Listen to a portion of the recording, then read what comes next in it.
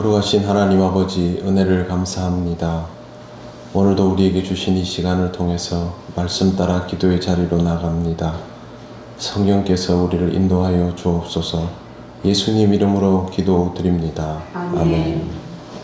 찬송가 287장 하나님께 찬양드립니다. 예수 앞에 나오면 죄사함 받으며 주의 품에 안기어 편히 쉬리라. 우리 주만 믿으면 모두 구원 얻으며 영생 복락 멸류관 확실히 받겠네.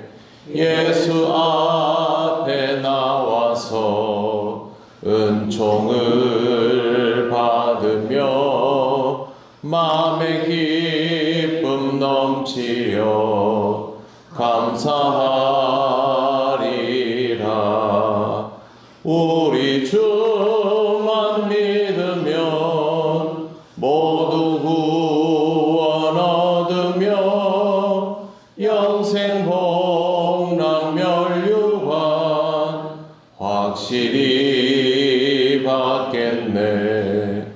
예수 앞에 설 때에 흰 옷을 입으며 밝고 빛난 내 집에 길이 살리라. 우리 주만 믿으면 모두 구원 얻으며 영생 복락 멸류관 확실히 받겠네. 아멘. 하나님 말씀 누가복음 19장 45절부터 48절까지입니다. 한 절씩 교독하겠습니다. 성전에 들어가사 장사하는 자들을 내쫓으시며 그들에게 이르시되 내 우편과 내 좋은 비가 주시리라 하였거든 너희는 너희의 소를 만들어라 하시니라. 예수께서 날마다 성전에서 가르치시니 대제사장들과 서기관들과 백성의 지도자들이 그를 죽이려고 꾀하되 백성이 다 그에게 귀를 기울여 들으므로 어찌할 방도를 찾지 못하였더라. 아멘. 오늘 우리가 읽은 구절은 성전 청결에 관한 사건입니다. 성전 청결은 예수님의 예루살렘 입성 이후에 가장 인상적인 장면으로 기억되어 있습니다. 유대인에게 있어서 성전의 의미는 우리가 생각하는 것 이상으로 특별합니다. 그들은 예루살렘 성전을 하나님이 거하시는 가장 신성한 곳이라고 그렇게 믿고 있습니다. 모든 제사와 종교 행사가 성전에서 이루어지지만 이런 것들을 주재하는 대제사장조차도 성전의 중심인 지성소에는 1년에 한 번밖에 들어가지 못할 만큼 신성하게 구별된 곳입니다. 우리는 주일마다 교회를 오고 평소에도 마음껏 교회를 드나들지만 유대인들은 사실 성전의 중심부에 전혀 가지 못하고 또 성전도 매번 가지 않습니다. 주로 회당에 모여서 예배를 드리고 또 말씀을 배우면서 안식일을 보냅니다. 성전은 그만큼 함부로 드나들 수 있는 곳이 아니었던 것입니다. 그런데 이곳에서 예수님께서 거기에 있는 사람들을 장사치들로 정하시고 내쫓으시고 강도의 소굴이 되었다라는 말씀까지 하셨던 것입니다. 이게 유대인들의 입장에서 얼마나 불경한 일인지 우리는 생각해 볼 수 있어야 합니다. 오늘은 성전의 구조에 대해서 좀 말씀을 드릴 게 있습니다. 성전에는 계속 이렇게 차등이 주어진 뜰이 있습니다. 6개의 구획으로 이루어져 있고 단계가 정해져 있고 높이도 구별이 되어 있습니다. 제일 외곽의 낮은 곳은 이방인들에게만 허락된 자리입니다. 이름하여 이방인의 뜰이라고 합니다. 그 다음에 이방인의 자리에서 그 다음 단계는 여성의 뜰입니다. 여인의 뜰인데 이방인의 자리에서 여인의 뜰로 가려면 경계가 있습니다. 높이의 차이가 있습니다. 어디에서는 뭐 90cm라고 하는데 그곳의 학자들 이야기로는 1m 50 정도 되는 차이가 있습니다. 그러면 이방인의 뜰에서 여인의 뜰에 보려면 1m 50 정도의 차이가 있으니까 앉으면 보이지 않고 고개를 들면 보일 수 있는 그 정도의 위치입니다. 일부러 이렇게 차등을 두고 이 담을 넘어서면 사형에 처한다라는 경고문도 쓰여져 있습니다. 1m 50이 됐든 90이 됐든 이유는 분명하죠. 이방인과 여인들, 유대 여인들과의 차등이 있다라는 것을 의도적으로 보여주기 위해서 높이를 다르게 해 놓았던 것입니다. 그 다음은 이스라엘의 뜰입니다. 여기에는 유대인 남자들만 들어갈 수 있습니다.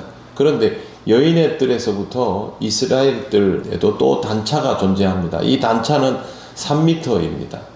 한마디로 말해서 들여다보지 말라는 겁니다. 분명히 하나님을 믿는 사람들로 인하여 성전에 들어갈 수 있는 것이 허락되어 있지만 이방인의 뜰에서 여인의 뜰의 단차가 150 정도 존재하고 또 여인의 뜰에서 이스라엘 남자들만 들어갈 수 있는 유대인의 뜰의 단차는 3m 정도 존재하고 그렇게 구별이 되어 있습니다. 들여다보지 못하도록. 그러면 여인들과 이방인이 한 그룹이 되는 것이고요. 서로 시야가 공존되는. 유대인은 그것과는 분리되어 있습니다.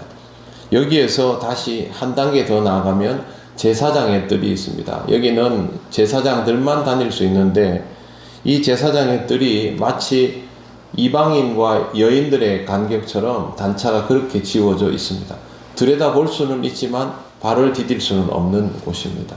그리고 이 제사장의 뜰에서 그 위로 올라가면 이제 성소가 있습니다. 이 성소의 제사장의 뜰보다 더 높은 곳은 하나님의 전이라고 불리는데 여기에는 2m 50의 단차가 있습니다. 이것도 들여다보지 말라는 것입니다. 하나님이 말씀하시는 지성소는 이렇게 구별이 지워져 있습니다. 예수님 시대의 성전은 헤롯 성전입니다. 제1성전은 솔로몬 때에 지어졌고 두 번째 성전은 바벨론 포로에서 귀환하고 느헤미야 시대에 지어졌습니다. 그리고 그걸 그대로 가지고 오다가 헤롯이 리모델링을 했는데 이 헤롯 시대에는 이방인들이 이미 여기저기 마구 드나들던 때이기 때문에 하나님을 믿고자 하는 이방인들도 그곳에 들어오게 되었고 또 타지에서 온 로마 제국 안에 있는 관광객이나 나그네들도 거기 들락거리게 되다 보니까 이방인의 구획을 지었고 아예 이렇게 지으면서 뜰의 높이를 정해 놓은 겁니다. 하나님은 성전에 대해서 말씀하여 주실 때 들어가면 안 되는 사람과 들어가면 안 되는 자리와 그런 시기들을 구별해 놓은 것은 하나님이 하신 게 맞습니다. 그런데 그걸 구별하기 위해서 의도적으로 단차를 주면서 한 것은 하나님께서 이스라엘에게 정하여 주신 것은 아닙니다. 그러나 헤롯 시대의 성전이 생겨진 방식도 그리스 방식으로 지어지고 또 이렇게 스스로 단차를 주면서 사람들로 하여금 차등받고 있는 것을 알도록 그렇게 단계가 있도록 의도적으로 만들어진 것입니다.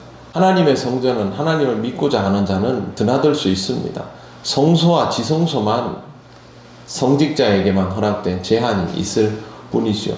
이방인이라 할지라도 할례를 받은 자는 들어갈 수 있도록 되어 있는 것이 성경 말씀에 있는 엄연한 뜻이지만 유대인들은 놀랍게도 이러한 것들을 가지고 사람들에게 구별을 계속 지어 놓으면서 그들의 나름의 종교 생활을 했던 것입니다. 예루살렘 성전을 보면 딱 보이는 것이 있습니다. 거룩함을 향한 것, 하나님의 뜻에 맞추기 위한 거룩함이지만 그 속에는 인간적인 것들이 교묘히 자리해 있다라는 것입니다. 이 말씀을 보면서 우리가 하나님의 성전이라고 말씀하여 주셨는데 거룩함을 지향하는 우리에게 이런 인간적인 것들이 참으로 교묘하게 우리 자신도 느끼지 못할 정도로 자리되어 있는 것은 아닐까라는 생각을 해보았습니다. 우리는 분명히 거룩함을 지향하는 사람들입니다. 하나님의 거룩함을 입기 위하여 우리 자신도 그 거룩함의 상태를 지켜나가야 한다라는 것을 압니다. 그러나 그렇게 살아가는 중에 우리도 모르게 거룩함과는 전혀 어울리지 않는 이렇게 성전에 단차를 두는 것과 같은 이런 행동들을 하고 있을 것입니다. 여러분의 신앙에서 이와 같은 부분들을 찾아내어서 그것들을 하나씩 내려놓아 가는 것이 하나님의 성전된 자의 도리가 아닐까 생각을 합니다.